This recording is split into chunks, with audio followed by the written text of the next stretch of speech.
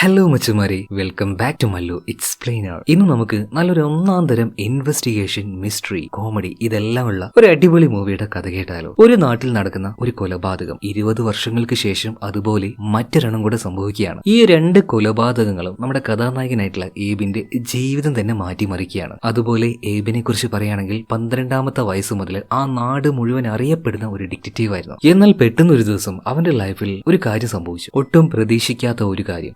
കൂടിയിട്ട് അവന്റെ ലൈഫ് തന്നെ മാറി മറിഞ്ഞ് നശിച്ചു പോവുകയാണ്. എന്നാൽ 20 വർഷങ്ങൾക്ക് മുന്നേ മറ്റൊരു കൊലപാതകം നടക്കുന്നതോട് കൂടിയിട്ട് നഷ്ടപ്പെട്ടു പോയ തന്റെ ലൈഫിന് തിരിച്ചു പിടിക്കാനായിട്ട് ഏബ് തുനിഞ്ഞിറങ്ങുകയാണ്. ആ രണ്ട് കൊലപാതകം ചെയ്തത് ആരാണെന്ന് അവനെ കൊണ്ട് കണ്ടുപിടിക്കാൻ പറ്റുമോ? എന്തായാലും കഥയുടെ അവസാനം നിങ്ങൾ പ്രതീക്ഷിക്കാത്ത ഒരു ട്വിസ്റ്റ് അതെന്തായാലും ഉണ്ടാവും കേട്ടോ. അപ്പൊ നമുക്ക് നേരെ കഥയിലേക്ക് പോവുകയല്ലേ, കഥയുടെ ഈ മായ ലോകത്തിലേക്ക്.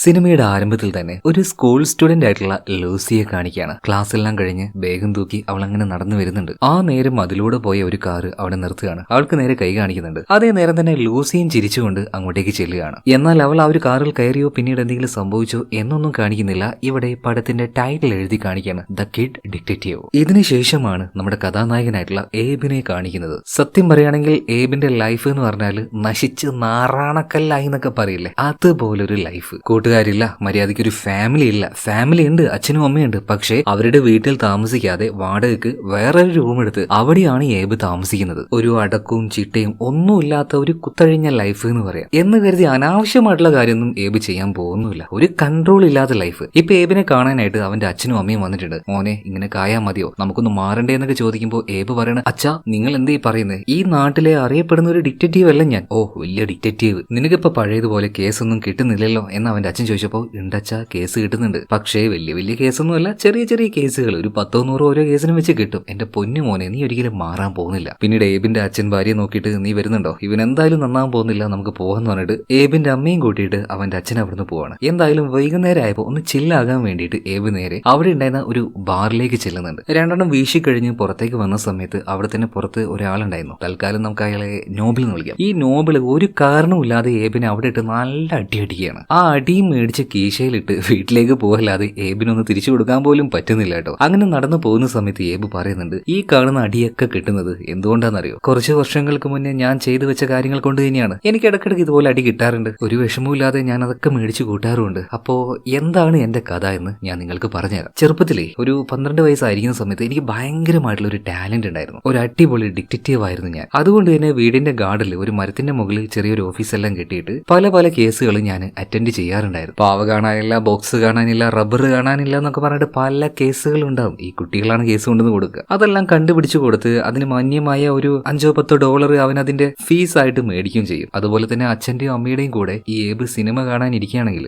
ആ സിനിമയുടെ ട്വിസ്റ്റ് എന്താണ്, അല്ലെങ്കിൽ കൊലയാളി ആരാണെന്ന് തുടക്കം തന്നെ അവന് പറഞ്ഞു കൊടുക്കുക കേട്ടോ. ആ സമയത്തൊക്കെ അവന്റെ അച്ഛനും അമ്മയ്ക്കും ഭയങ്കര അഭിമാനമായിരുന്നു. തന്റെ മകന് എന്തോ വലിയ കഴിവുണ്ടായിരുന്നു എന്നാണ് അവരൊക്കെ വിചാരിച്ചു വെച്ചിരുന്നത്. അതൊരു പരിധിവരെ സത്യമായിരുന്നു കേട്ടോ. ആ സമയത്താണ് ഏബിന്റെ കൂടെയുള്ള, അല്ലെങ്കിൽ അവന്റെ കൂടെ പഠിക്കുന്ന ഒരു പയ്യൻ വന്നിട്ട് ഒരു കേസ് അവന് കൊടുക്കുന്നത്. അതായത് അവന്റെ അച്ഛന്റെ കാറിൽ രക്തം കണ്ടു എന്ന് പറഞ്ഞിട്ട് അവന്റെ അച്ഛനും അമ്മയ്ക്കും എന്തെങ്കിലും പറ്റുമോ എന്ന് പറഞ്ഞിട്ട് ആ രക്തത്തിന്റെ അതെങ്ങനെ അവിടെ വന്നു എന്ന് ഏബിനോട് അന്വേഷിക്കാൻ പറഞ്ഞു. അവസാനം പെട്ടതോ ഈ കംപ്ലൈന്റ് കൊടുക്കാൻ വന്ന കുട്ടിയുടെ അച്ഛനും. കാരണം എന്താണെന്നറിയോ? അവന്റെ അച്ഛൻ ഒരു കൊലപാതകം ചെയ്തിട്ടുണ്ടായിരുന്നു. ആ രക്തമാണ് കാറിലായിരിക്കുന്നത്. സത്യം പറഞ്ഞാൽ വാദി പ്രതിയായി എന്ന് പറയാം. സ്വന്തം മകൻ തന്നെ അച്ഛനിട്ട് നല്ല ഒന്നാന്തരം പണി കൊടുത്തിരിക്കുകയാണ്. എന്ന ചെറുക്കൻ ഇതൊന്നും വേണമെന്ന് വെച്ച് ചെയ്തതല്ല കേട്ടോ. ഏബാണെങ്കിൽ എന്ത് കിട്ടിയാലും അതിന്റെ പിന്നാലെ അങ്ങനെ പോകും. എന്തായാലും ഈ ഒരു കേസോട് കൂടിയിട്ട് ആ ഏരിയയിൽ നമ്മുടെ ഏബ് ഭയങ്കരമായിട്ട് ഫേമസ് ആവുകയാണ്. ഈ മേയറായിട്ട് തന്നെ അവന് ഒരു ഓഫീസൊക്കെ സെറ്റാക്കി കൊടുക്കുന്നുണ്ട്. അവന്റേതായിട്ടുള്ള അസിസ്റ്റന്റ് വർക്കും കാര്യങ്ങളൊക്കെ ചെയ്യാനായിട്ട് മേയറുടെ മകളുണ്ട് ലൂസി, അവളെയും ഏർപ്പാടാക്കുകയാണ്. പിന്നീട് ഓരോരോ ചെറിയ ചെറിയ കേസുകളായിട്ട് ഏബിന്റെ അരികിലേക്ക് വരുന്നുണ്ട്. ആ സമയത്താണ് അവിടെ ഉണ്ടായിരുന്ന സ്കൂളിലെ പ്രിൻസിപ്പൽ ആയിട്ടുള്ള പ്രിൻസിപ്പൽ എർവിൻ വന്നിട്ട് ഒരു കംപ്ലൈന്റ് കൊടുക്കുന്നത്. അതായത് ആനിമൽ റെസ്ക്യൂ, അങ്ങനെ ഒരു ആവശ്യത്തിന് വേണ്ടി ഒരു ഫണ്ട് സ്വരൂപിച്ചായിരുന്നു. ആ ഫണ്ട് ഇപ്പൊ കാണാനില്ല. ആ ഫണ്ട് ആരോ എടുത്തു എന്ന് പറയണം. അതൊന്ന് കണ്ടുപിടിച്ചു കൊടുക്കണം. എന്നാൽ ഒന്ന് ആലോചിച്ചതിന് ശേഷം ഏബ് സിമ്പിൾ ആയിട്ട് തന്നെ ആളെ കണ്ടുപിടിക്കുകയാണ്. അതായത്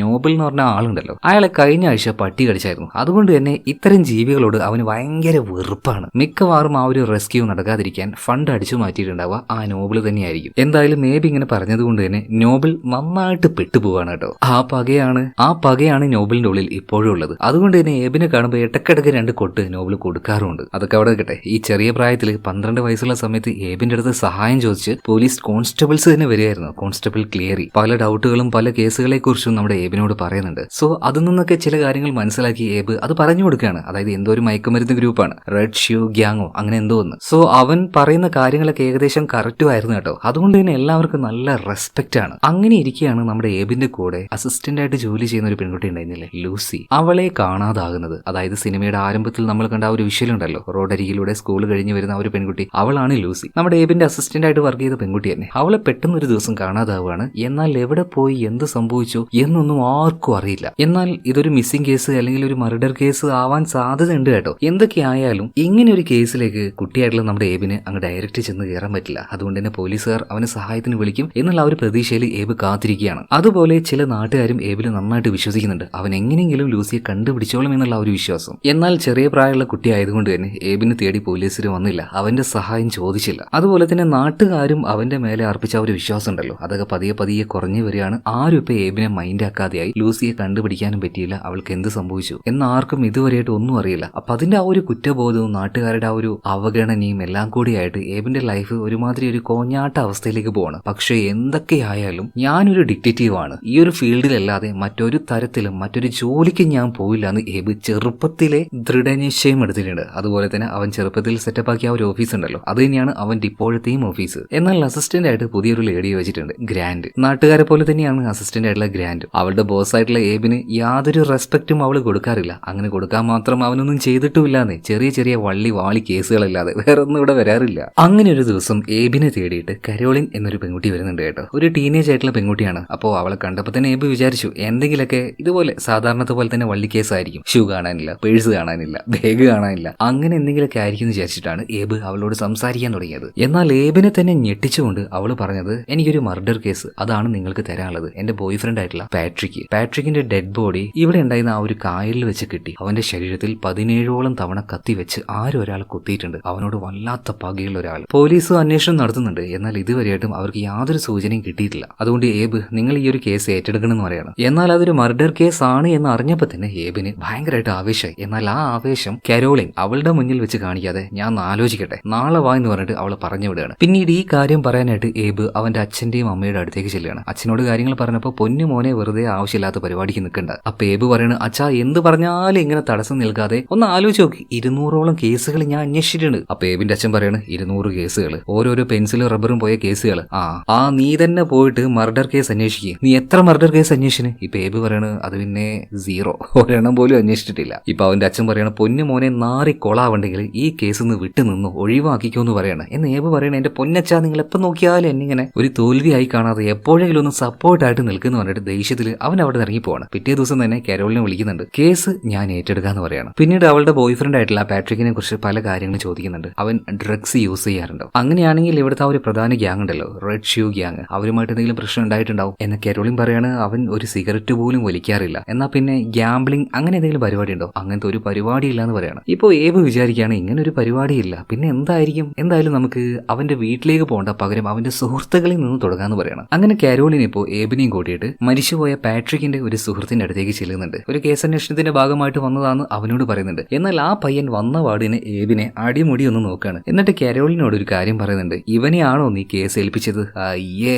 ഇവനോ ഒരു മണ്ടൻ. ആ മണ്ടന്റെ കൂടെ കൂടിയിട്ട് നീ കൂടെ ഒരു മണ്ടി ആവണ്ട, വെറുതെ സമയം വേസ്റ്റ് ചെയ്യേണ്ടെന്ന് പറയാണ്. ഇപ്പൊ ഏബ് മനസ്സിൽ അങ്ങനെ വിചാരിക്കുകയാണ്, എവിടെ പോയാലും അപമാനം മാത്രം, ദൈവമേ ഇതെന്ന് തീരും. അധിക നേരം ഈ പയ്യന്റെ മുന്നിൽ നിൽക്കണ്ട, നിന്നാ കുറച്ച് അളിഞ്ഞു പോകും. അതുകൊണ്ട് മറ്റൊരു സുഹൃത്തിന്റെ അടുത്തേക്ക് പോകാന്ന് പറയണം. അതായത് പാട്രിക്കിന്റെ മറ്റൊരു സുഹൃത്ത്. ആള് കണ്ടാൽ കുറച്ച് ഫാക്റ്റി ആയിട്ടുള്ള കുറച്ച് തടിച്ച ഒരാളാണ് കേട്ടോ. അവന്റെ പേര് ജൂഡ് എന്നാണ്. അപ്പൊ ആ വീട്ടിലേക്ക് പോയിട്ട് അവനോട് സംസാരിക്കാൻ നിൽക്കുമ്പോൾ ജൂഡിന്റെ അമ്മ വിളിച്ചപ്പോൾ നേരെ കിച്ചണിലേക്ക് ഒന്ന് പോവാണ്. എന്നാൽ ആ സമയത്ത് പെട്ടെന്ന് തന്നെ നമ്മുടെ ഏബ് ഉണ്ടല്ലോ, ജനലിൽ ചെറുതായിട്ടൊന്ന് ഒരു ഭാഗത്ത് ഹുക്കെല്ലാം അഴിച്ചിടുന്നുണ്ട്. അപ്പൊ അതെന്തിനാണെന്ന് കരോളിൻ ചോദിച്ചപ്പോൾ, എങ്ങാനും ഒരു ആവശ്യത്തിന് ഇവന്റെ വീട്ടിലേക്ക് ഇവൻ അറിയാതെ വരണമെങ്കിൽ എന്തെങ്കിലും ഒരു വഴി വേണ്ടേ, അതിനുവേണ്ടി ആ ജനൽ ഇതുപോലെ തുറന്നിട്ടിരിക്കുന്നത്. കർട്ടൻ ഉള്ളത് കൊണ്ട് തന്നെ അവരത് ശ്രദ്ധിക്കാനുള്ള സാധ്യത കുറവാണ്. എന്തായാലും ഉള്ളിലേക്ക് പോയ ജൂഡ് തിരിച്ചു വരികയാണ്. ജൂഡിനോട് പിന്നീട് പാട്രിക്കിന്റെ ഓരോ കാര്യങ്ങൾ ചോദിക്കുമ്പോൾ പാട്രിക്കിനെ കുറിച്ച് നല്ല കാട്ട നെഗറ്റീവ് എന്ന് പറഞ്ഞാൽ അങ്ങനത്തെ നെഗറ്റീവാണ് ജൂഡ് പറയുന്നത്. അതായത് അത്രയും മോശം ഒരാളാണ് പാട്രിക്ക്. ആരെയും റെസ്പെക്ട് ചെയ്യില്ല, ആരും അറിയാതെ പല കുരുത്തക്കേടുകൾ കാണിക്കും. അങ്ങനെ ഓരോന്ന് പറഞ്ഞപ്പോൾ തന്നെ ഏബ് പറയാണ്, പൊന്നു മോനെ ജൂഡെ, നീ പറയുന്നതിൽ പകുതി മുക്കാലും കള്ളമാണെന്ന് ഞങ്ങൾക്ക് മനസ്സിലായി. അതായത് പാട്രിക്കിനോട് ഈ ജൂഡിന് നല്ല ദേഷ്യമുണ്ട്, അതുകൊണ്ടാണ് അവനെ കുറിച്ച് അനാവശ്യമായിട്ട് ഓരോന്ന് പറയുന്നത്. എന്നാ പിന്നെ ഞാൻ വേറൊരു കാര്യം പറയട്ടെ എന്ന് പറഞ്ഞിട്ട് നമ്മുടെ കരോളിനെ നോക്കിയിട്ട് അവൻ പറയാണ്, നിന്റെ ബോയ് ഫ്രണ്ട് ഉണ്ടല്ലോ പാട്രിക്ക്, സത്യം പറഞ്ഞാൽ നിന്നെ ചീറ്റ് ചെയ്യാണ്, അവന് വേറെ റിലേഷനൊക്കെ ഉണ്ട്. അത് കേട്ടപ്പോൾ കരോളിൻ ആകെ ഞെട്ടിപ്പോണ്. അവന് വേറെ റിലേഷൻ ഉണ്ടായിരുന്നു. ആരാണെന്ന് ചോദിക്കുമ്പോൾ നോക്കുമ്പോൾ അത് ജൂഡിന് അറിയില്ല. പക്ഷെ അവളുടെ ഫോട്ടോ പാട്രിക്ക് കാണിച്ചു കൊടുത്തിട്ടുണ്ടായിരുന്നു. ഫുൾ ന്യൂഡായിട്ട് നിൽക്കുന്ന ഒരു ഫോട്ടോ. എന്നാൽ അവളുടെ മുഖത്ത് ഒരു ടൈഗർ മാസ്ക് വെച്ചിട്ടുണ്ട്. അത് അവളുടെ ഒരു ശീലാണ്. അതുകൊണ്ട് തന്നെ അവളുടെ ആ ഒരു മുഖം എനിക്ക് കാണാൻ പറ്റിയിട്ടില്ല എന്ന് പറയണം. എന്തായാലും അവന്റെ ആ ഒരു ഫോട്ടോ സ്കൂളിലെ അവന്റെ ലോക്കറിൽ ഉണ്ടാവുമെന്ന് പറയണം. എന്നാൽ ശരിയടാ പിന്നെ കാണാന്ന് പറഞ്ഞിട്ട് ഏബും കാരോളിനും അവിടുന്ന് നേരെ സ്കൂളിലേക്ക് പോകണം. പക്ഷേ രാത്രി ആയിട്ടുണ്ടായിരുന്നു. എന്നിരുന്നാലും എങ്ങനെയൊക്കെയോ അതിന്റെ ഉള്ളിലേക്ക് അവർ നുഴഞ്ഞ് കയറുന്നുണ്ട്. കയറിയപ്പോഴല്ലേ ഒരു കാര്യം മനസ്സിലാവുന്നത്, ഈ സ്കൂൾ പിള്ളേര് സ്കൂൾ കഴിഞ്ഞിട്ട് ഇവിടുന്ന് പോയിട്ടൊന്നുമില്ല. ആരും അറിയാതെ ഇതിന്റെ ഉള്ളിൽ തന്നെ നിർന്നുകൊണ്ട് ചെറിയ ചെറിയ പാർട്ടികളൊക്കെ അവർ നടത്തുന്നുണ്ട്. എന്നാൽ ഈ കാര്യമൊന്നും പ്രിൻസിപ്പൽക്കോ ബാക്കിയുള്ള ടീച്ചർമാർക്കോ ആർക്കും അറിയില്ല കേട്ടോ. ഇതിനെക്കുറിച്ച് നമ്മുടെ കാരോളിൻ ഏബിനോട് പറഞ്ഞു കൊടുക്കുകയാണ്. രാത്രിയായ പിള്ളേർ ഇവിടെ വന്നിട്ട് ഓരോരോ അറാത്തല പരിപാടികൾ കാണിക്കും, നമുക്കതൊന്നും മൈൻഡ് ആകണ്ട, നേരെ പാട്രിക്കിന്റെ ആ ലോക്കറിൽ പോവാന്ന് പറയണം. അതായത് ഇതുപോലെയുള്ള വലിയ വലിയ സ്കൂളുകളിൽ ഓരോ സ്റ്റുഡന്റിനും ഓരോ ലോക്കർ ഉണ്ടാവും. അതുപോലെ പാട്രിക്കിനും ഒരു ലോക്കർ ഉണ്ട്. ആ ലോക്കർ പോയിട്ട് ഇവർ തുറക്കുകയാണ്. എന്നാൽ അതിന്റെ ഉള്ളിൽ നിന്നും പ്രത്യേകിച്ചൊന്നും ഇവർക്ക് കിട്ടിയില്ല. പാട്രിക്ക് മരിച്ചത് കൊണ്ട് തന്നെ പോലീസുകാർ ഓൾറെഡി വന്നിട്ട് ആ ലോക്കറിലെ സാധനം എല്ലാം കൊണ്ടുപോയിട്ടുണ്ട്. ഇപ്പൊ കാരോളിൻ പറയാണ് അവന്റെ ഒരു ജാക്കറ്റ് എന്റെ കയ്യിലുണ്ട് എന്ന് പറഞ്ഞിട്ട് അത് അവൾ കൊടുക്കുകയാണ്. പിന്നീട് ഏബ് ആ ഒരു ജാക്കറ്റ് പരിശോധിച്ച് നോക്കുമ്പോൾ അതിനുള്ളിൽ വെച്ച് ഒരു ഡബ്ബ കിട്ടുകയാണ്. അതിനുള്ളിൽ നിറയെ മെഡിസിൻസ് ഉണ്ടായിരുന്നു. എന്നാൽ അതെന്താണെന്നൊന്നും അതിന്റെ പുറത്ത് എഴുതിയിട്ടില്ല കേട്ടോ. അതുകൊണ്ട് അത് തൽക്കാലം ഇപ്പൊ കീശയിലിടുകയാണ്. അതിനെക്കുറിച്ച് പിന്നീട് നോക്കാമെന്ന് കരുതിയിട്ട് എന്തായാലും സ്കൂള് വിട്ട് പുറത്തേക്ക് വന്ന ഏബും കാരോളിനും ചായ കുടിക്കാനായിട്ട് ഒരു ഷോപ്പിൽ കയറുകയാണ്. ആ സമയത്ത് കാരോളിനും അതുപോലെ തന്നെ പാട്രിക്കും എങ്ങനെ റിലേഷനിലായി എന്നുള്ള കാര്യം ഏബ് ചോദിച്ചപ്പോൾ കാരോളിൻ ആ കാര്യം പറഞ്ഞു കൊടുക്കുകയാണ്. അതായത് എപ്പോഴും സ്കൂളിലെ അവളുടെ ആ ഒരു ലോക്കർ ഉണ്ടല്ലോ, അതിനുള്ളിൽ ഒരു കടലാസിന്റെ പൂവ് ഞാൻ കാണാറുണ്ടായിരുന്നു. ഞാൻ അറിയാതെ തന്നെ ആരും ഒരാൾ അതിന്റെ ഉള്ളിൽ അത് വെച്ചതാണ്. ഈ കടലാസ് പൂ ഉണ്ടാവുന്ന ആ ഒരു ഷേപ്പും കാര്യങ്ങളൊക്കെ നോക്കി അറിയാം. അത് ഈ ഏഷ്യയിൽ നിന്ന് വരുന്ന ആൾക്കാരാണ് അതുപോലെ ഉണ്ടാക്കാറ്. ഞങ്ങളുടെ സ്കൂളിൽ അങ്ങനെ ആ ഭാഗത്തു നിന്ന് വരുന്ന ഒരേ ഒരാളേ ഉള്ളൂ പാട്രിക്ക്. അതോടുകൂടിയിട്ട് അവനാണ് അത് ചെയ്യുന്നതെന്ന് എനിക്ക് മനസ്സിലായി. കടലാസ് കൊണ്ട് ഉണ്ടാക്കി വെച്ച ആ ഒരു പൂ നല്ല രസമാണ് അത് കാണാനായിട്ട്. പിന്നീട് പതിയെ പതിയെ ഞാൻ അവനോട് കമ്പനി ആവാൻ തുടങ്ങി. പിന്നീട് അതൊരു പ്രണയമായിട്ട് മാറി. സങ്കടത്തോട് കൂടിയിട്ട് കാരോളിൻ ഈ ഒരു കാര്യം ഏബിനോട് പറയാണ്. എന്തായാലും ഇതിനുശേഷം ഏബ് പാട്രിക്കിന്റെ ആ ഒരു ജാക്കറ്റിൽ നിന്ന് കിട്ടിയ ആ ഒരു ഡബ്ബയിലെ മരുന്നുകൾ അതെന്താണെന്ന് പഠിച്ചുകൊണ്ടിരിക്കുകയാണ്. മാത്രമല്ല ഇത് വല്ല ഡ്രഗ് ആണോ എന്നറിയാൻ വേണ്ടി അതിലൊരു ടാബ്ലറ്റ് ഏബ് കഴിക്കുന്നുണ്ട്. പിന്നെ ഏബിന്റെ ഓഫീസിൽ അസിസ്റ്റന്റ് ആയിട്ട് വർക്ക് ചെയ്യുന്ന ഗ്രാൻഡ് ഉണ്ടല്ലോ, അവള് കുറച്ചു മുന്നേ നന്നായിട്ട് ഡ്രഗ്സ് യൂസ് ചെയ്തായിരുന്നു. ഇപ്പൊ അവളെ ഏബ് വിളിക്കുന്നുണ്ട്. എന്താ സാറേ എന്താ വിളിച്ചതെന്ന് ചോദിക്കുമ്പോൾ അത് പിന്നെ ഒരു ടാബ്ലറ്റ് കിട്ടിയിട്ടുണ്ട്, അതൊരു ഡ്രഗ് ആണോ എന്ന് അറിയാൻ വേണ്ടി എന്താ ഒരു വഴി. അപ്പൊ ഗ്രാൻഡ് പറയണം, ആ എന്റെ കുറച്ച് കൂട്ടുകാരുണ്ട് അവിടെ, അവരുടെ അടുത്ത് പോയി കാണിച്ചു കൊടുത്താൽ മതി, അവര് അത് ഡ്രഗ് ആണോ അല്ലയോ എന്ന് പറഞ്ഞു തരുന്നു പറയണം. അങ്ങനെ ആ ടാബ്ലറ്റ് എടുത്തുകൊണ്ട് ഏബ് നേരെ ഈ ഗ്രാൻഡിന്റെ കൂട്ടുകാരുടെ അടുത്തേക്ക് എത്തുകയാണ്. അവരോട് ചോദിച്ചപ്പോൾ ആ ഇത് ഡ്രഗ് തന്നെയാണ്, അടിച്ചു കഴിഞ്ഞാൽ നന്നായിട്ട് കിളി പാറും. ഇപ്പൊ ഏബ് അവരോട് ചോദിക്കുകയാണ് ആരാണ് ഈ മരുന്ന് ഇവിടെ സപ്ലൈ ചെയ്യുന്നത്. പിള്ളേർ ആ സമയത്ത് ഒരു കടയുടെ പേര് പറഞ്ഞു കൊടുക്കുകയാണ് കേട്ടോ. അത് കേട്ടപ്പോ ഏബ് ആകെ ഞെട്ടിപ്പോയി. ആ കടയിൽ ഡ്രഗ് സപ്ലൈ ചെയ്യുന്നുണ്ടെന്നോ. പിന്നീട് ഏബും അതുപോലെ തന്നെ കാരോളിനും കൂടെ പോയി അന്വേഷിച്ച് നോക്കുമ്പോൾ ആ പിള്ളേർ ഏബിനിട്ട് ഒരു പണി കൊടുത്തതാണ്. പാവം ആ കടക്കാരൻ അങ്ങനെ ഒരു കാര്യമേ സപ്ലൈ ചെയ്യുന്നില്ല കേട്ടോ. എന്നാൽ പിള്ളേര് കളിപ്പിച്ചതാണെന്ന് മനസ്സിലായപ്പോൾ ഏബിന് എന്താണെന്നറിയില്ല ഭയങ്കരമായിട്ട് ദേഷ്യം വരികയാണ്. വണ്ടി എടുത്ത് നേരെ പിള്ളേരുടെ അടുത്തേക്ക് വന്നിട്ട് കൂട്ടത്തിലെ പ്രധാനിയായിട്ടുള്ള ആൾക്കിട്ട് നല്ല ചാമ്പുന്നുണ്ട്. അവൻ ഓടി തടിയെടുക്കാണ്. അവന്റെ പിന്നാലെ ചെന്ന് ഓടിച്ചിട്ട് അടിക്കുകയാണ് കേട്ടോ. ഇതെന്താ കാര്യം എന്ന് മനസ്സിലായോ? നമ്മുടെ ഏബ് ഒരിക്കലും ദേഷ്യപ്പെടാത്ത ഒരാളാണ്. പിന്നെ എന്തുകൊണ്ട് ഇങ്ങനെ ദേഷ്യം വന്നത്? അത് ആ ഒരു ഡ്രഗിന്റെ പവറാണ്. ഇതെന്താന്ന് അറിയാൻ വേണ്ടി ഒരെണ്ണം അവൻ കഴിച്ചില്ലേ. കഴിച്ചു കഴിഞ്ഞപ്പോൾ ഭയങ്കരമായിട്ട് ഞങ്ങളുടെ എനർജി വന്നു. എനർജി അങ്ങനെ പമ്പായി നിൽക്കുകയാണ്. അതുകൊണ്ടാണ് ചെറുക്കനിട്ട് ഇങ്ങനെ അടിക്കുന്നത്. അപ്പൊ അവനോട് ചോദിക്കുകയാണ് സത്യം പറയടാ ഇത് എവിടുന്നാ കിട്ടുന്നത്. ഇപ്പൊ ആ ചെറുക്കൻ കരഞ്ഞോണ്ട് പറയണം എന്റെ പൊന്നാണ് തല്ലല്ലേ, ഈ ഡ്രഗ് എവിടുന്നാ കിട്ടുന്നതെന്ന് ഈ നാട്ടിലുള്ള കൊച്ചു കുട്ടികൾക്ക് വരെ അറിയാം. ആ റെഡ് ഷ്യൂ ഗ്യാങ് അവരോട് പോയി ചോദിക്കുന്നു പറയണം. ആഹാ അവന്മാരായിരുന്നല്ലേ, എന്നാ പിന്നെ പോയി ചോദിക്കണമല്ലോ പറഞ്ഞിട്ട് റെഡ് ഷ്യൂ ഗ്യാങ്ങിന്റെ അടുത്തേക്ക് ഒരു ബിൽഡിംഗ് ആണ് അങ്ങോട്ടേക്ക് ചെല്ലുകയാണ്. പക്ഷെ അവിടെ എത്തിയപ്പോഴേക്കും ആ മരുന്നിന്റെ എഫക്റ്റ് അങ്ങ് കഴിഞ്ഞുപോയി. അതായത് ആ മരുന്ന് കൊടുത്ത ധൈര്യമൊന്നും മച്ചാനിപ്പില്ല. ഇപ്പൊ ആ ഗ്യാങ്ങിൽ ചില ആൾക്കാർ ഏബിനോട് നീ ആരടാ എന്തിനാ ഇങ്ങോട്ടേക്ക് വന്ന് ചോദിക്കുമ്പോ ഏബൊന്ന് പതരെ പോയിട്ടുണ്ട് കേട്ടോ. അത് പിന്നെ ചേട്ടാ ഈ റേഷൻ കട ഈ ഭാഗത്ത് എവിടെയെങ്കിലും ആണോ? റേഷൻ കടയോ ഒന്ന് പോയടാ അവിടുന്ന്. കേട്ട പാട് തന്നെ ഏബ് പുറത്തേക്ക് വരികയാണ്. അപ്പൊ കാരോളിൻ ചോദിക്കുന്നുണ്ട് പോയിട്ട് വല്ല വിവരം അറിഞ്ഞോ? ഏയ് എന്ത് വിവരം, അവരൊക്കെ പാവങ്ങളാണ്. പിന്നെ എനിക്ക് എന്തോ അവരോട് ഒരു ഇഷ്ടം തോന്നില്ല, അതുകൊണ്ട് കൂടുതൽ സംസാരിക്കാതെ ഞാൻ വന്നു എന്ന് കാരോളിനോട് ഏബ് പറയാണ്. മച്ചാൻ നന്നായിട്ടൊന്ന് വരണ്ടു പോയിട്ടുണ്ട്. എന്തായാലും ഇതിനുശേഷം ഏബും കാരോളിനും കൂടെ നേരെ പോകുന്നത് പാട്രിക്കിന്റെ അച്ഛനും അമ്മയും കാണാനാണ്. പോയ പാടിന് ഏബ് അവരോട് കാര്യങ്ങൾ പറയുന്നുണ്ട്. അതായത് നിങ്ങളുടെ മകൻ പാട്രിക്ക് ഡ്രഗ്സ് യൂസ് ചെയ്യുന്ന കാര്യം നിങ്ങൾക്ക് അറിയുമെന്ന്. ഇത് കേട്ട പാടിന് പാട്രിക്കിന്റെ അച്ഛനായിട്ടുള്ള മിസ്റ്റർ ചാങ് അയാൾക്ക് ഭയങ്കരമായിട്ട് ദേഷ്യം വരികയാണ്. ചാങ് പറയാണ് നീ എന്തറിഞ്ഞിട്ട് ഈ പറയുന്നത്, എന്റെ മകന് അങ്ങനെ ഒരു ദുശീലവും ഇല്ല. ഈ കേസ് വഴി തിരിച്ചു വിടാൻ വേണ്ടിയിട്ട് ആരും ഒരാൾ അവന്റെ പോക്കറ്റിൽ വെച്ചതാണ് ആ ഒരു ഡ്രഗ്. നീ ഒരു ഡിറ്റക്റ്റീവ് അല്ലേ, ഈ ഒരു കാര്യം ചെറുതായിട്ടൊന്ന് ചിന്തിച്ചാൽ വരെ മനസ്സിലാവുമല്ലോ. അതാ പറയുന്നത് നിന്നെ കൊണ്ട് ഇതൊന്നും തെളിയിക്കാൻ പറ്റില്ല, നീ ഒരു മണ്ടനായ ഡിറ്റക്റ്റീവ് ആണ്. അതൊക്കെ പോട്ടെ, നീ എത്ര കൊലപാതക കേസുകൾ അന്വേഷിച്ചിട്ടുണ്ട്. ഇത് കേട്ടപ്പോ ഏബ് ഒന്ന് പരുങ്ങാണ്. എന്തായാലും 0 എന്ന് പറയണ്ട, പറഞ്ഞാൽ ഇവിടെ വെച്ച് വീണ്ടും അലിഞ്ഞു പോകും. അതുകൊണ്ട് ഞാനൊരു 3 കേസ് അന്വേഷിച്ചിട്ടുണ്ട് എന്ന് പറയണം. പിന്നെ വേഗം തന്നെ വീട്ടിൽ നിന്ന് പുറത്തേക്ക് വരുന്നുണ്ട്. കാറിലെ കാരോളിൻ വെയിറ്റ് ചെയ്യുന്നുണ്ടായിരുന്നു. അങ്ങനെ അവർ വീണ്ടും പോകുന്നയാ കേസുമായിട്ട് എന്തെങ്കിലും ഒരു തുമ്പ് കിട്ടുമെന്ന് നോക്കിയിട്ട്. ഈ സമയത്താണ് ഏബിനെ ഒരാൾ വിളിക്കുന്നത്. ഏബിന്റെ അസിസ്റ്റന്റ് ആയിട്ടുള്ള ഗ്രാൻഡ്, അതായത് പാട്രിക്കിന്റെ ആ ഒരു കൂട്ടുകാരനുണ്ടല്ലോ ജൂഡ്, ആ ഒരു ഫാറ്റി ആയിട്ടുള്ള പയ്യൻ. അവൻ ഒരു കാര്യം പറഞ്ഞായിരുന്നല്ലോ, ഒരു ടൈഗർ മാസ്ക് ഇട്ട ന്യൂഡായിട്ടുള്ള ഒരു പെൺകുട്ടിയുടെ ഫോട്ടോ കണ്ടു എന്ന്. അപ്പൊ ആ ഒരു കാര്യം ഗ്രാൻഡിനോട് ഏബ് പറഞ്ഞിട്ടുണ്ടായിരുന്നു. അത് വെച്ച് ഗ്രാൻഡ് സോഷ്യൽ മീഡിയയിലൊക്കെ കുറെ പരിശോധിച്ചപ്പോൾ അതുപോലെ ടൈഗർ മാസ്ക് ഇട്ട ഒരു പെൺകുട്ടിയുടെ ഒരു പ്രൊഫൈൽ കണ്ടു നോക്കുമ്പോൾ അവൾ ഈ ഒരു ടൗണിൽ തന്നെയാണ് പേര് എലീന. അങ്ങനെ അഡ്രസ്സ് കണ്ടുപിടിച്ച് നേരെ എലീനയുടെ അടുത്തേക്ക് നമ്മുടെ ഏബ് പോകുന്നുണ്ട്. പോയി നോക്കുമ്പോൾ ഒരു പ്രോസ്റ്റിറ്റ്യൂട്ട് ലെവലുള്ള ആളാണ് ഈ എലീന. എന്നാൽ കാശ് കൊടുത്തിട്ടൊന്നുമല്ല പാട്രിക്ക്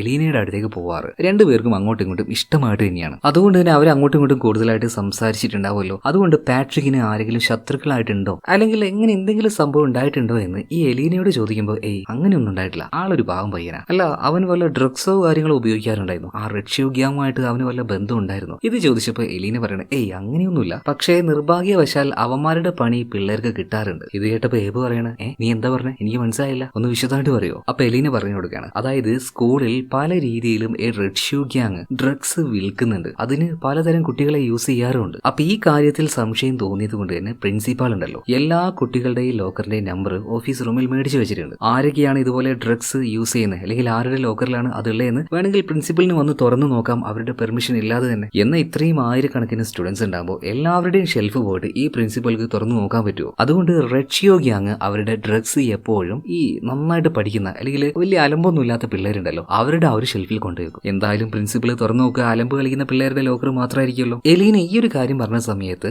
നമ്മുടെ ഏബിന് ഒരു കാര്യം മനസ്സിലായി. അതായത് പാവം പാട്രിക്ക് അവൻ ഡ്രഗ്സ് ഒന്നും യൂസ് ചെയ്യാറില്ല, അവൻ നന്നായിട്ട് പഠിക്കുന്ന ഒരു സ്റ്റുഡന്റ് ആയതുകൊണ്ട് തന്നെ അവന്റെ ഷെൽഫിലേക്ക് ഇവർ മനഃപൂർവ്വം ഈ ഡ്രഗ് കൊണ്ടുവന്ന് വെച്ചതാണ്. അങ്ങനെയാണെങ്കിൽ പ്രിൻസിപ്പൽ ആ ലോക്കറൊന്നും തുറന്നു നോക്കില്ലല്ലോ, സംശയം ഉണ്ടാവില്ലല്ലോ. എങ്ങനെ ആ ഒരു ഡ്രഗ് അവന്റെ ലോക്കറിൽ വന്നു എന്ന് ഇപ്പോൾ നമ്മുടെ ഏബിന് മനസ്സിലാവുകയാണ്. സത്യം പറഞ്ഞാൽ വീണ്ടും ഇവിടെ ഈ ഒരു കേസ് സ്റ്റക്കായി പോവാണ്. പാട്രിക്കിന്റെ കൊലപാതകത്തിലേക്ക് എത്താൻ പറ്റുന്ന ഒരു ലീഡും ഇവിടുത്തെ കിട്ടുന്നില്ല. ഏബി ഇത്രയും ദിവസം വിചാരിച്ചിരുന്നത് ആ ഒരു ഡ്രഗ് അതുപോലെ തന്നെ റെഡ് ഗ്യാങ് ഇവരായിരിക്കും പാട്രിക്കിന്റെ കൊലപാതകം ചെയ്തേ എന്നൊക്കെയാണ്. പക്ഷേ അവരല്ല അത്, അവർക്ക് ഈ കൊലയുമായിട്ട് യാതൊരു ബന്ധവുമില്ല. പിന്നീട് വീണ്ടും കാരോളിൻ അവളുടെ കൂടെ ഏബ അങ്ങനെ പോകുന്ന സമയത്ത് കാരോളിൻ പറയണ ഏബെ നമ്മുടെ പിന്നാലെ തന്നെ കുറെ നേരമായിട്ട് ഒരു കാർ നമ്മൾ ഫോളോ ചെയ്യുന്നുണ്ട്. പെട്ടെന്ന് തന്നെ കാരോളിന്റെ അടുത്ത് കാർ ഒന്ന് സൈഡാക്കാൻ പറയണം. ഏബ് കാറിൽ നിന്ന് ഇറങ്ങി എന്നിട്ട് ചുറ്റി വളഞ്ഞു പോയിട്ട് ആ കാറിന്റെ അടുത്തേക്ക് പോകണം. എന്നിട്ട് അതിന്റെ ഗ്ലാസ്സിൽ മുട്ടി ഒന്ന് വാതിൽ തുറക്കാൻ പറയണം. നോക്കുമ്പോൾ ആര്? ഏബിന്റെ അച്ഛനും അമ്മയും. അവനാകെ ഞെട്ടിപ്പോയി. നിങ്ങൾക്ക് എന്താ എന്റെ പിന്നാലെ പരിപാടി, നിങ്ങൾ എന്തിനാ എന്റെ പിന്നാലെ വരുന്നേ ചോദിക്കുമ്പോൾ അവന്റെ അമ്മ പറയണ എടാ നീ ഇതുപോലെ മർഡർ കേസുമായിട്ട് നടക്കുമ്പോഴേ ഞങ്ങളുടെ ഉള്ളിൽ തീയാണ്, നിനക്ക് എന്തെങ്കിലും പറ്റുമോ എന്നുള്ള ആ ഒരു പേടി കാരണമാണ് നിന്റെ പിന്നാലെ ഇങ്ങനെ വരുന്നത്. ഇതേ സമയത്തിന് ഏബ് പറയണ എന്റെ പൊന്നമ്മയെ ഭ്രാന്ത് പിടിച്ച് നടക്കുകയാണ്, എവിടെ പോയാലും ആട്ടും തുപ്പും മാത്രം, ഒരു ക്ലൂ ഇതുവരെയായിട്ടും കിട്ടിയിട്ടില്ല, ദയവ് ചെയ്തൊന്ന് വെറുതെ വിടുമെന്ന് ചോദിക്കുകയാണ്. എന്നിട്ട് വീണ്ടും നേരെ കാരോളിന്റെ അടുത്തേക്ക് ചെല്ലുകയാണ്. അവൾക്ക് സ്കൂളുള്ളത് കൊണ്ട് തന്നെ സ്കൂള് ക്ലാസ് കട്ട് ചെയ്യാൻ പറ്റില്ല, അവൾ നേരെ സ്കൂളിലേക്ക് പോവാണ്. ഇതേ നേരം തന്നെ നമ്മുടെ ഏബ് അവിടുത്തെ പ്രിൻസിപ്പൽ ആയിട്ടുള്ള പ്രിൻസിപ്പൽ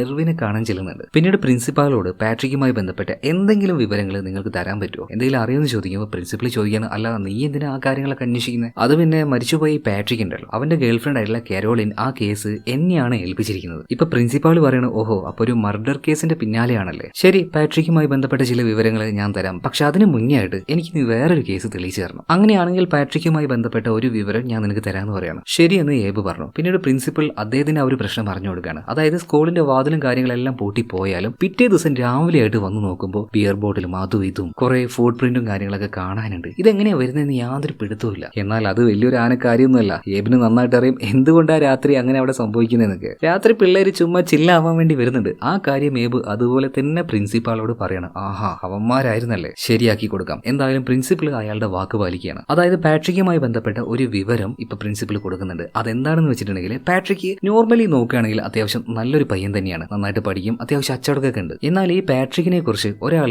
നന്നായിട്ട് നല്ല നെഗറ്റീവ് ആയിട്ടുള്ള ഒരു കംപ്ലൈന്റ് കൊടുത്തിട്ടുണ്ട്. അത് മറ്റാരുമല്ല അവന്റെ സുഹൃത്തു കൂടിയായിട്ടുള്ള ജൂഡാണ്. ആ ഒരു ഫാറ്റി ആയിട്ടുള്ള പയ്യനുണ്ടല്ലോ അവൻ തന്നെ. അതോടുകൂടി ഏബിന് ഒരു കാര്യം മനസ്സിലായി, ഈ ഒരു ജൂഡിന് നന്നായിട്ട് പക ദേഷ്യം എല്ലാം ഉണ്ട് ഈ ഒരു പാട്രിക്കിനോട്. കാരണം അന്ന് ജൂഡിനോട് സംസാരിക്കുമ്പോൾ എത്രത്തോളം നെഗറ്റീവായിട്ടാണ് പാട്രിക്കിനെ കുറിച്ച് സംസാരിച്ചത്. അതുപോലെ തന്നെ സ്കൂളിൽ വരെ അവൻ കംപ്ലൈന്റ് കൊടുത്തിട്ടുണ്ട്. അതിനർത്ഥം അവന് വല്ലാത്തൊരു എന്തോ ഒരു ദേഷ്യം ഉണ്ട് എന്നല്ലേ. അതെന്താണെന്ന് കണ്ടുപിടിക്കണം. അതുകൊണ്ട് തന്നെ ഏബ് ജൂഡ് അറിയാതെ അവന്റെ വീട്ടിലേക്ക് കയറുകയാണ്. അതായത് അന്ന് ആദ്യമായിട്ട് അവന്റെ വീട്ടിലേക്ക് വന്നപ്പോൾ ജനൽ ചെറുതായിട്ട് തുറന്നു വെച്ചല്ലോ, ആ ജനലിലൂടെ ആരും കാണാതെ ഏബ് ഉള്ളിലേക്ക് കയറി. പിന്നീട് ജൂഡിന്റെ റൂമിൽ പോയിട്ട് അവന്റെ ടേബിളും കാര്യങ്ങളൊക്കെ പരിശോധിക്കുകയാണ്. ആ സമയത്ത് അവനൊരു ലവ് ലെറ്റർ കിട്ടുന്നുണ്ട് കേട്ടോ. അതായത് ജൂഡ് ആർക്കോ എഴുതിയ ഒരു ലവ് ലെറ്റർ ആണ്. എന്നാൽ ആ പെൺകുട്ടിയാണെങ്കിലും അവന് തിരിഞ്ഞു നോക്കിയിട്ടില്ല. അത് ആ ഒരു കത്തിലെ കാര്യങ്ങൾ വായിച്ചപ്പോൾ മനസ്സിലായി, ഇത്രയും നല്ല മനസ്സുള്ള എന്നെ വിട്ടു പോയത് നീ എന്തിനാണ്, അവനെക്കാളും എന്തുകൊണ്ടും യോഗ്യൻ ഞാനല്ലേ, എനിക്കൊരു ദുശീലവുമില്ല, ആരുമായിട്ടൊരു റിലേഷനിലുള്ള, എന്നിട്ടും നീ എന്തുകൊണ്ട് എന്നെ ഉപേക്ഷിച്ചു പോയി, നിനക്ക് ഏറ്റവും നല്ലൊരു ഇണ അത് ഞാൻ തന്നെയാണ്, നിനക്ക് പറ്റിയ ബോയ് ഫ്രണ്ട് അത് ഞാനാണ്, പിന്നീട് എന്തിനാണ് നീ പാട്രിക്കിന്റെ കൂടെ പോയത്, ഞാൻ നിന്നെ ഒരുപാട് സ്നേഹിക്കുന്നുണ്ട് കാരോളിൻ, എനിക്ക് നിന്നെ വേണം കാരോളിൻ, കാര്യം എന്താന്ന് മനസ്സിലായില്ലേ. അതായത് ഈ ജൂഡ് കാരോളിനെ ഭയങ്കരമായിട്ട് പ്രണയിക്കുന്നുണ്ട്. എന്നാൽ കാരോളിൻ ആരെയാ പ്രണയിക്കുന്നത്? പാട്രിക്കിനെയാണ്. അതുകൊണ്ടാണ് പാട്രിക്കിനോട് നമ്മുടെ ജൂഡിന് ഭയങ്കരമായിട്ട് ഭയങ്കരമായിട്ടുള്ള ദേഷ്യവും പകയും വന്നത്. ആ പകയുള്ളത് കൊണ്ട് തന്നെ ജൂഡ് വേണമെങ്കിൽ പാട്രിക്കിനെ കൊന്നൂടെ, അങ്ങനെ സംശയിച്ചൂടെ? എന്നാൽ ഈ നേരത്താണ് പെട്ടെന്ന് ജൂഡ് അങ്ങോട്ടേക്ക് വരുന്നത്. വേഗം തന്നെ ഏബ് പോയിട്ട് അവിടെ ഉണ്ടായിരുന്ന അലമാരയുടെ ഉള്ളിൽ ഒളിക്കുകയാണ്. അവനിപ്പോ പോകും, അപ്പോ വേണമെങ്കിൽ ഇതിന്റെ ഉള്ളിൽ നിന്ന് പുറത്തേക്ക് ഇറങ്ങി രക്ഷപ്പെടാം എന്ന് കരുതിയിട്ടാണ്. എന്നാൽ കുറെ നേരം കഴിഞ്ഞിട്ടും ഈ ചെറുക്കൻ ഇവിടുന്ന് എഴുന്നേറ്റ് പോകണ്ടേ, ഒരേ ഇരുത്തം തന്നെ. ഏബാണെങ്കിലോ അതിന്റെ ഉള്ളിൽ കിടന്ന് ആകെ കിടന്ന് വീർപ്പ് മുട്ടുകയാണ്. കുറച്ച് കഴിഞ്ഞപ്പോ ഈ ജൂഡിന്റെ അനിയത്തി വന്നിട്ട് അവനെ വിളിച്ചുകൊണ്ടുപോകണം ഭക്ഷണം കഴിക്കാന്ന് പറഞ്ഞിട്ട്. ഈ തക്കം നോക്കിയിട്ട് ഏബ് അലമാരയുടെ പുറത്തേക്ക് വന്നതും ദാണ്ടെ ആ ഒരു കുട്ടിപ്പിശാച്ച് പെണ്ണ് തിരിച്ചു വരുന്നത്. അവൻ പിന്നീട് ഓടിപ്പോയി ഒളിച്ചത് ജൂഡിന്റെ റൂമിലായിരുന്നില്ല, പകരം തൊട്ടടുത്തുണ്ടായിരുന്ന അവന്റെ അനിയത്തിയുടെ റൂമിലെ ഷെൽഫിന്റെ ഉള്ളിലായിരുന്നു. ഇപ്പോ അവന്റെ അനിയത്തി വന്നിട്ട് ലാപ്ടോപ്പിൽ എന്തൊക്കെയോ ചെയ്യുന്നുണ്ട്. ഇവിടെ സീൻ കേട്ടായി അടുത്ത സീനിലും കാണിക്കുന്നത് സ്റ്റേഷനിൽ ഇരിക്കുന്ന ഏബിനെയാണ്. അതായത് ആ റൂമിൽ നിന്നും അവനെ പൊക്കിയിട്ടുണ്ട്. 20 വർഷങ്ങൾക്ക് മുന്നേ അവനോട് സഹായം ചോദിച്ചു വന്ന ആ ഒരു കോൺസ്റ്റബിൾ ക്ലിയർ ഉണ്ടല്ലോ, അദ്ദേഹം തന്നെയാണ് അവനോട് സംസാരിക്കുന്നത്. ഈ ഏബിനോട് ഒരു ഇച്ചിരി ഇഷ്ടമുള്ള ആളാണ് ഈ ഒരു കോൺസ്റ്റബിൾ. അപ്പൊ അയാൾ ചോദിക്കുന്നുണ്ട്, ഏബ് എന്തിനാ വെറുതെ അനാവശ്യമായ പ്രശ്നത്തിലേക്ക് ഇങ്ങനെ തലയിടാൻ വരുന്നത്? ആ കേസ് ഞങ്ങൾ അന്വേഷിക്കുന്നില്ലേ, പിന്നെ നീ എന്തിനാ അങ്ങോട്ടേക്ക് പോകുന്നേ? ഇപ്പൊ തന്നെ ആ കുടുംബത്തോട് ഞാൻ ഒന്ന് കാര്യങ്ങൾ പറഞ്ഞ് സമ്മതിപ്പിച്ചാണ് കേസ് അവര് പിൻവലിച്ചത്. സംഗതി പോക്സോ കേസാണ്. നാട്ടുകാരൊക്കെ നിന്നെ ആ പെൺകുട്ടിയുടെ റൂമിൽ നിന്ന് പൊക്കി എന്നുള്ള വാർത്ത അറിഞ്ഞിട്ടുണ്ട്. എല്ലാവരുടെയും മുന്നിൽ നീ ആകെ ഒരുമാതിരി നാണം കെട്ട അവസ്ഥയിലാണ്. എന്തിനാ വിട്ട് കളഞ്ഞേക്ക്, ഇനി ഈ ഡിറ്റക്റ്റീവ് എന്ന് പറഞ്ഞിട്ട് നടക്കണ്ട, ഇത് നിന്നെ കൊണ്ട് പറ്റിയ പരിപാടി അല്ലടോ. അങ്ങനെ തൽക്കാലം ആ ഒരു കേസിൽ നിന്നും ഏബിനെ ഈ ഒരു കോൺസ്റ്റബിൾ ഊരി കൊടുക്കുകയാണ് കേട്ടോ. എന്തായാലും ഇതിനുശേഷം പുറത്തേക്ക് പോവാൻ തന്നെ ഏബിന് ധൈര്യമില്ലായിരുന്നു. നാട്ടുകാരൊക്കെ കണ്ടാൽ തന്നെ കളിയാക്കും, ചിലപ്പോ വല്ല ചീത്തയും വിളിച്ചു പറയും. അപ്പോൾ ഒരേ ഇരുത്താണ് എപ്പോഴും അവന്റെ ആ ഒരു റൂമിൽ. എന്നാൽ കേസിന്റെ കാര്യങ്ങൾ എന്തായി എന്ന് ചോദിക്കാൻ വേണ്ടി കാരോളിൻ പലതവണ വിളിക്കുന്നുണ്ടെങ്കിലും അവൻ ഫോൺ എടുത്തില്ല. ഒരു ദിവസം കാരോളിൻ അങ്ങോട്ടേക്ക് നേരിട്ട് വരികയാണ്. അപ്പൊ കാരോളിനെ കണ്ടപാട് തന്നെ അവനൊന്ന് പമ്മി കളിക്കുന്നുണ്ട് കേട്ടോ. ഇപ്പൊ കാരോളിൻ പറയണത്, എടോ ഞാൻ നിങ്ങളോട് ഒരു ഇമ്പോർട്ടന്റ് ആയിട്ടുള്ള കാര്യം പറയാനാണ് വിളിച്ചത്. ആണോ, എന്ത് കാര്യം ചോദിച്ചപ്പോ നമ്മുടെ കേസിലെ അതുമായി ബന്ധപ്പെട്ട ഒരു കാര്യം തന്നെയാണ്. അതായത് പാട്രിക്ക് പലതവണയായിട്ട് ആ പൂവ് ഉണ്ടാക്കി എന്റെ ഷെൽഫിൽ വെച്ചു എന്ന് ഞാൻ പറഞ്ഞില്ലേ, അങ്ങനെയാണല്ലോ ഞാൻ അവനുമായിട്ട് പ്രണയത്തിലായത്. എന്നാൽ ഇപ്പോഴും അതുപോലെ കടലാസ് കൊണ്ട് ഉണ്ടാക്കിയ പൂ ആരും എന്റെ ഷെൽഫിൽ വെക്കുന്നുണ്ട്. അതിനർത്ഥം അന്ന് ആ പൂക്കളൊക്കെ വെച്ചത് അത് പാട്രിക് അല്ല എന്നല്ലേ? എന്നാൽ കാര്യം മനസ്സിലാക്കി ഏബ് പറയാണ്, കാരോളിൻ ഇതിൽ കൂടുതലായിട്ട് സംശയിക്കാനൊന്നുമില്ല. അതായത് പാട്രിക്കിന്റെ കൂട്ടുകാരൻ ജൂഡ് ഉണ്ടല്ലോ, ആ ചെറുക്കൻ നിന്നെ വൺ സൈഡ് ആയിട്ട് ഭയങ്കരമായിട്ട് പ്രണയിക്കുന്നുണ്ട്. അവന്റെ കത്തും കാര്യങ്ങളൊക്കെ ഞാൻ പൊക്കിയിട്ടുണ്ട്, ഇത് വായിച്ചു നോക്ക്. മിക്കവാറും അവൻ തന്നെയായിരിക്കും ആ ഒരു കടലാസിന്റെ പൂ നിന്റെ ഷെൽഫിൽ വെച്ചിട്ടുണ്ടാവുക. ഇതും പറഞ്ഞ കാരോളിനെ ഏബ് പറഞ്ഞു വിടുന്നുണ്ട് കേട്ടോ. വീണ്ടും പഴയതുപോലെ തന്നെ പുറത്തേക്ക് ഇറങ്ങാതെ ഒരേ ഇരിപ്പ് വീട്ടിൽ തന്നെ. ഒരുപാട് മദ്യം കഴിക്കും, ഡ്രഗ്സ് യൂസ് ചെയ്യും, ആകെ കൂടെ ഭയങ്കര മോശാവസ്ഥയിലൂടെയാണ് ഏബ് പോകുന്നത്. തീരെ ബോധമില്ലാത്തൊരു നടപ്പാണ്. അങ്ങനെ ഒരു ദിവസം നോക്കുമ്പോൾ ഏതോ ഒരു വേസ്റ്റ് കൊട്ടയുടെ ഭാഗത്ത് നിന്ന് എഴുന്നേൽക്കുന്നത്. പെട്ടെന്നൊരു ബോധം വന്നു, ഞാൻ എന്തൊക്കെയാ കാണിക്കുന്നത്, ഒരു ബോധമില്ലാതെ ഇങ്ങനെ നടന്ന എങ്ങനെയാ? എന്തായാലും ലൈഫ് ഒന്ന് തിരിച്ചു പിടിക്കണം, ഒന്ന് റീഫ്രഷ് ആയിട്ട് അവൻ വേഗം കാരോളിനെ കാണാൻ വേണ്ടി ചെല്ലുകയാണ്. ഏബിനെ കണ്ടപാട് തന്നെ കാരോളിൻ ഒന്ന് ആക്കിയിട്ട്, ഓ വന്നോ, കേസ് അന്വേഷിക്കാന്ന് പറഞ്ഞിട്ട് ഡ്രഗ്സും യൂസ് ചെയ്ത് കണ്ട കുപ്പത്തൊട്ടിയിലൊക്കെ പോയി കെടുക്കലല്ലേ നിന്റെ ഇപ്പത്തെ പണി. ഒന്നും പറയാൻ പറ്റാത്തതുകൊണ്ട് ഏബ് തല താഴ്ന്നു നിൽക്കുകയാണ്. കാരോളിൻ പറയാണ്, ഞാൻ നിന്റെ ഓഫീസിലേക്ക് പല തവണ വന്നിട്ടുണ്ട്. അതായത് എന്റെ ഷെൽഫിൽ കൊണ്ടുവെക്കുന്ന ആ ഒരു പൂവുണ്ടല്ലോ, അത് നിന്റെ ഓഫീസിൽ ഞാൻ കൊടുത്തിട്ടുണ്ട് എന്ന് പറയാണ്. പിന്നീട് ഏബ് നേരെ അങ്ങോട്ടേക്ക് ചെല്ലുകയാണ്. അവന്റെ ടേബിളിൽ ആ ഒരു പൂവുണ്ടായിരുന്നു. കുറെ നേരം ആ ഒരു കടലാസ് പൂവിലേക്ക് അവൻ അങ്ങനെ നോക്കി നിൽക്കുകയാണ്. പിന്നീട് അത് മുഴുവനായിട്ട് നിവർത്തുന്നുണ്ട്. എന്നാൽ അത് കണ്ടപ്പോ എന്തോ ഒരു കാര്യം അവന്റെ മൈൻഡിൽ സ്ട്രൈക്കായി. അവിടുന്ന് പിന്നീട് എഴുന്നേറ്റ് ഓടുകയാണ്. വേറെ എങ്ങോട്ടുമല്ല, അവന്റെ വീട്ടിലേക്ക് തന്നെ. അവന്റെ വീട്ടിൽ ഒരു പഴയ ഗ്യാരേജ് ഉണ്ട്, അതിന്റെ ഉള്ളിലേക്കാണ് ഏബ് ഇപ്പോൾ പോകുന്നത്. കാരണം 20 വർഷങ്ങൾക്ക് മുന്നേ അവൻ നല്ലൊരു ഡിറ്റക്റ്റീവ് ആയിരുന്ന സമയത്ത് അവൻ അന്വേഷിച്ച ഓരോ സാധനങ്ങളും കേസുമായി ബന്ധപ്പെട്ട ഓരോരോ കാര്യങ്ങൾ എല്ലാം വെച്ചിരിക്കുന്നത് ഈ പഴയ ഷെഡിലാണ്. ഇവിടെ തന്നെ അവന് 12 വയസ്സുള്ള സമയത്ത് ലൂസിയെ കാണാതായില്ലേ, അവളുടെ ആ ഒരു കേസും ചെറിയ രീതിയിൽ ഏബ് അന്വേഷിച്ചിട്ടുണ്ടായിരുന്നു. ആ സമയത്ത് അവന് കിട്ടിയ ചില വസ്തുക്കൾ അതെല്ലാം ഒരു പെട്ടിയിൽ ഇട്ട് വെച്ചിട്ടുണ്ട്. അത് വേഗം അവൻ എടുത്ത് മാറ്റി നോക്കുമ്പോൾ അതിനുള്ളിലും ഇതുപോലെ തന്നെ ഒരു മഞ്ഞ പേപ്പർ. അതിന്റെ ആ ഒരു മടക്കിയതിന്റെ ഷേപ്പ് എല്ലാം ഒരുപോലെ തന്നെ. അതായത് കാണാതാവുന്നതിന് മുന്നേ ലൂസിക്കും ഇതേ മഞ്ഞ പേപ്പറിൽ പൂക്കൾ ഉണ്ടാക്കി ആരും ഒരാൾ കൊടുത്തിട്ടുണ്ട്. അതിനർത്ഥം എന്താണ്? 20 വർഷങ്ങൾക്ക് മുന്നേ ലൂസിയെ കൊണ്ടുപോയ ആ ആളും അതുപോലെ തന്നെ കാരോളിന്റെ ഷെൽഫിൽ പൂ വെക്കുന്ന ആളും അതൊരാൾ തന്നെയാണ്. എന്നാൽ ആ ആള് തന്നെയാണോ പാട്രിക്കിനെ കൊന്നയെന്ന് ഉറപ്പിച്ച് പറയാൻ പറ്റില്ല കേട്ടോ. എന്തായാലും ഇപ്പോഴാണ് കഥയൊന്ന് ചൂട് പിടിക്കുന്നതല്ലേ. എന്തായാലും മനസ്സിലുള്ള സംശയങ്ങൾ അത് 100% കൺഫേം ചെയ്യാനായിട്ട് ഏബ് മറ്റൊരു സ്ഥലത്തേക്ക് പോവാണ്. അതായത് 20 വർഷങ്ങൾക്ക് മുന്നേ കാണാതായ ലൂസി ഉണ്ടല്ലോ, അവളുടെ വീട്ടിലേക്ക്. എന്നാൽ അവളുടെ വീട്ടിലിപ്പോ അവളുടെ അമ്മ മാത്രമേ ഉള്ളൂ. ലൂസിയെ കാണാതായതുകൊണ്ട് തന്നെ അതിന്റെ ആ ഒരു വിഷമം താങ്ങാൻ കഴിയാതെ ലൂസിയുടെ അച്ഛൻ ആത്മഹത്യ ചെയ്തായിരുന്നു. എന്തായാലും വന്ന കാര്യം ഇപ്പൊ ലൂസിയുടെ അമ്മയോട് ഏബ് പറയുന്നുണ്ട്. എനിക്ക് അവളുടെ മുറി ഒന്ന് കാണാൻ പറ്റുമെന്ന് ചോദിക്കുകയാണ്. സമ്മതം കൊടുക്കുകയാണ്. ഏബ് ഇപ്പോൾ ലൂസിയുടെ മുറിയിലേക്ക് ചെന്നു. അവളുടെ ടേബിളൊക്കെ പരിശോധിച്ച് നോക്കുമ്പോൾ നമ്മുടെ കാരോളിന്റെ ഷെൽഫിൽ വെക്കുന്നത് പോലെയുള്ള അതുപോലെയുള്ള പല കളറിലുള്ള പൂക്കൾ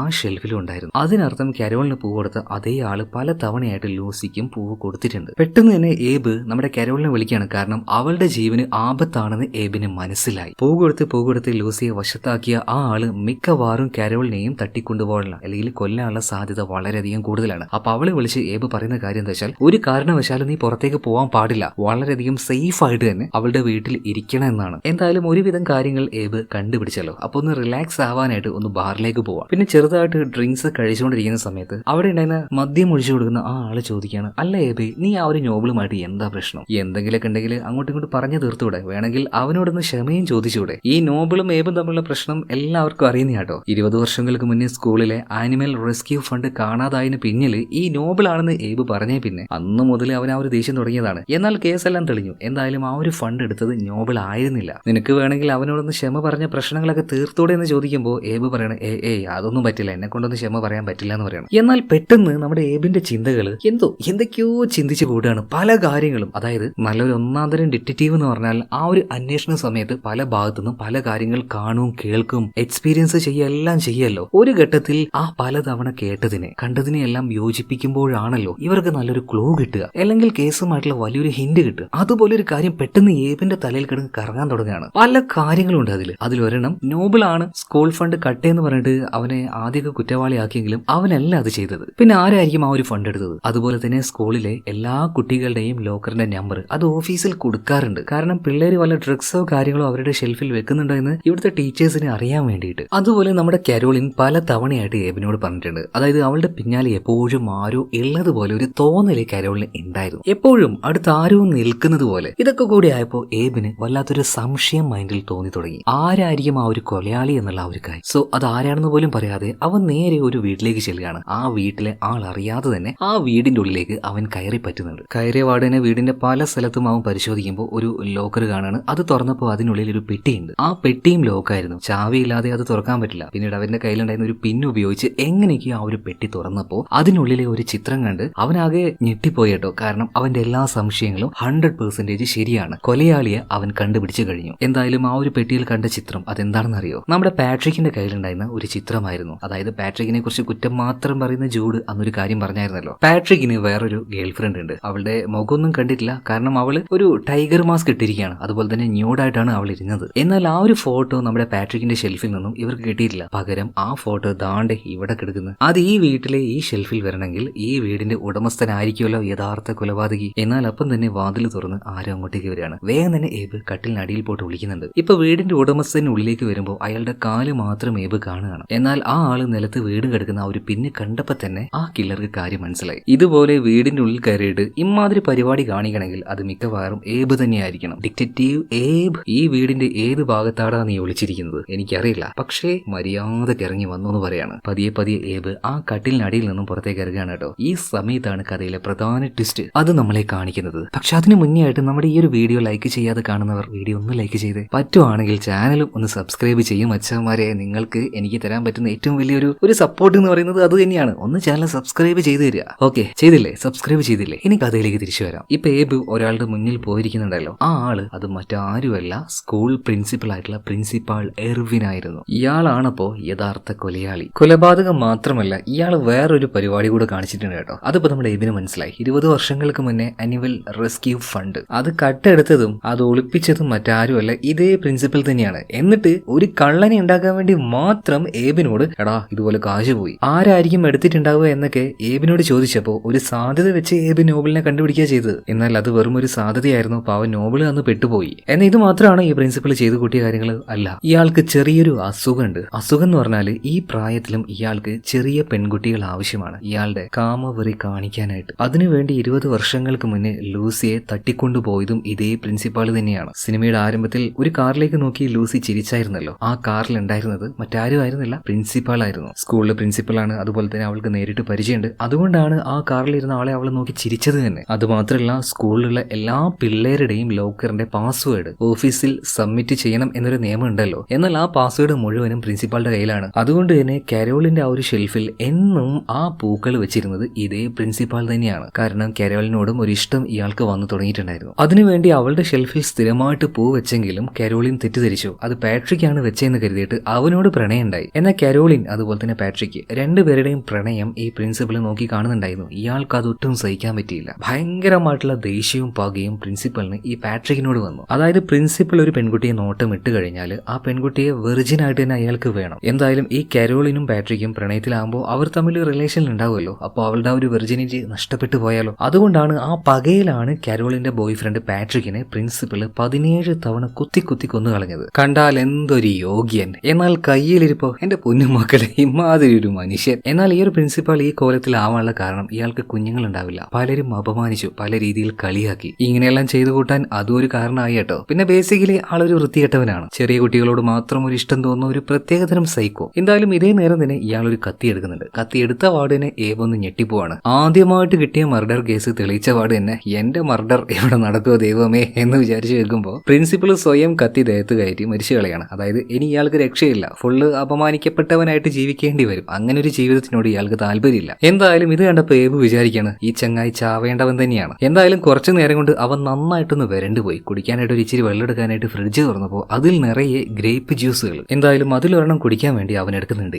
എന്നാൽ കുടിച്ചുകൊടുക്കുമ്പോൾ അവനൊരു സംശയം തോന്നുകയാണ്, ഇയാൾ എന്തിനാണിക്കും ഇത്രങ്ങാനും ഗ്രേപ്പ് ജ്യൂസ് ഇവിടെ കൊണ്ടുവന്ന് വെച്ചിട്ടുണ്ടാവുക. പെട്ടെന്ന് ഏബിനൊരു കാര്യം ഓർമ്മ വന്നു. 20 വർഷങ്ങൾക്ക് മുന്നേ കാണാതായ ലൂസി, അവൾക്ക് ഗ്രേപ്പ് ജ്യൂസ് ഭയങ്കരമായിട്ട് ഇഷ്ടമാണ്. അതുപോലെ തന്നെ ഇയാളുടെ വീടിന് പുറത്തായിട്ട് ഒരു വെയർ ഹൗസ് കാണുന്നുണ്ട്. എന്തൊക്കെയോ ചില കാര്യങ്ങൾ സംശയം തോന്നിയതുകൊണ്ട് ഏബ് നേരെ അങ്ങോട്ടേക്ക് ചെന്ന് നോക്കുകയാണ്. അവിടെയാണ് കഥയുടെ പ്രധാന ട്വിസ്റ്റ്. 20 വർഷങ്ങൾക്ക് മുന്നേ കാണാതായ ലൂസി, അവൾ മരണപ്പെട്ടിട്ടില്ല. അവൾ ഇപ്പോഴും ജീവനോടെയുണ്ട്. അവളുടെ ആ ഒരു അവസ്ഥ ഒന്ന് നോക്കി. ഭക്ഷണം കഴിച്ച് ആ റൂമിന്റെ ഉള്ളിൽ മാത്രം ഇരുന്ന് വല്ലാണ്ട് തടിച്ചിട്ടുണ്ട്. ആ പാവം കഴിഞ്ഞ 20 വർഷമായിട്ട് ഒരു നരകത്തിൽ തന്നെ ജീവിക്കുകയായിരുന്നു. എന്തായാലും ഈ ഒരു കേസ് ഏബ് ഏറ്റെടുത്തത് കൊണ്ട് മാത്രമാണ് ഇപ്പോ ഈ നരകത്തിൽ നിന്നും പാവം ലൂസിയെ രക്ഷപ്പെടുത്താൻ പറ്റിയത് കേട്ടോ. എന്തായാലും വേഗം തന്നെ ലൂസിയുടെ അമ്മ ഈ കാര്യം വിളിച്ചു പറയാണ്. അവളെ കാണാതായതുകൊണ്ട് തന്നെ അവളുടെ അച്ഛൻ കുറച്ച് വർഷങ്ങൾക്ക് മുന്നേ ആത്മഹത്യ ചെയ്തു. മകൾ മരിച്ചിട്ടുണ്ടാവും എന്നുള്ള ആ ഒരു ദുഃഖത്തിൽ. എന്നാൽ ലൂസി മരിച്ചില്ല, അവളെ തിരിച്ചു കിട്ടുകയാണ്. മാത്രമല്ല ഈ കാര്യം കാട്ടുതീ പോലെ ആ ഒരു നാട്ടിൽ സ്പ്രെഡ് ആവുന്നുണ്ട് കേട്ടോ. മാത്രമല്ല 20 വർഷങ്ങൾക്ക് മുന്നേ ഏബിന് നഷ്ടമായ അവന്റെ ആ ഒരു വാല്യൂ അത് അതിനേക്കാൾ 10 മടങ്ങായിട്ട് തിരിച്ചു കിട്ടുകയാണ്. എവിടെ പോയാലും ആൾക്കാർ ഭയങ്കര ബഹുമാനത്തോട് കൂടിയിട്ട്, റെസ്പെക്റ്റോട് കൂടിയിട്ട് അവനെ ട്രീറ്റ് ചെയ്യും. അവൻ അത് തന്നെയാണ് വേണ്ടിയിരുന്നത്. ഈ കഴിഞ്ഞ 20 വർഷമായിട്ട് എവിടെ പോയാലും ആൾക്കാർ അവനെ ഇൻസൾട്ട് ചെയ്യും, അപമാനിക്കും, ചിലപ്പോൾ തല്ല് വരെ കിട്ടും. അതുപോലെ തന്നെ ഏബിന്റെ സ്റ്റാഫ് ആയിട്ടുള്ള, അതായത് അസിസ്റ്റന്റ് ആയിട്ടുള്ള ഗ്രാൻഡ് വരെ അവനെ റെസ്പെക്ട് ചെയ്യില്ലല്ലോ. ഇപ്പോൾ ഏബ് വരുന്ന സമയത്ത് അവൾ എഴുന്നേറ്റ് നിൽക്കുക വരെ ചെയ്യും. അത്രയും ബഹുമാനമാണ്. കഴിവ് തെളിയിച്ചു കഴിഞ്ഞാൽ പിന്നെ അങ്ങനെ തന്നെയാണ്. ചുറ്റുമുള്ളവര് റെസ്പെക്ട് തന്നിരിക്കും. മാത്രമല്ല കരോളിനും ഇപ്പോൾ ഓഫീസിലേക്ക് വന്നിട്ട്